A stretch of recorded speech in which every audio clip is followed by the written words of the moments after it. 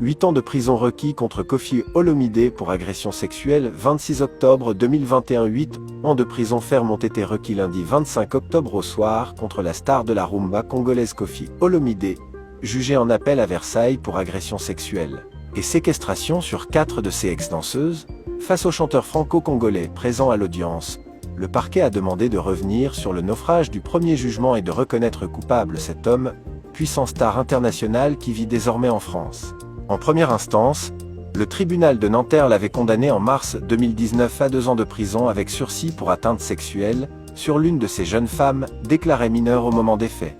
Le ministère public, qui avait requis 7 ans d'emprisonnement ferme, avait fait appel de cette condamnation. Le chanteur star de la République démocratique du Congo RDC avait été relaxé des poursuites concernant 3 des danseuses. Le jugement sera mis en délibéré une date.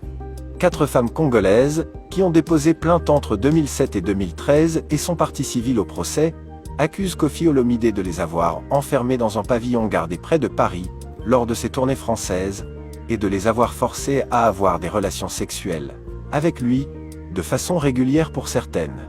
Depuis, aucune n'est retournée au Congo par peur des conséquences face à une star internationale qu'elle surnommait avant l'affaire le président. L'une a déclaré avoir fait, au moins une tentative de suicide. De son vrai nom Antoine Agbepa Mbaya, Koffi Olomidé, pull clair sous une grande veste marron, s'est pour la première fois exprimé publiquement sur l'affaire, dénonçant les mensonges des parties civiles de sa voix grave. Ce sont des récits concertés, un complot pour casser ma carrière, a-t-il dit. La séquestration. Elle allait sur les Champs-Élysées librement, assure-t-il. Elle ne pouvait sortir qu'escortée.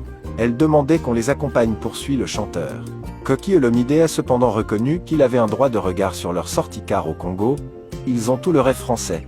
Il a plaidé qu'il devait vérifier qu'elle ne cherchait pas à rester illégalement en France à l'issue de la tournée parisienne.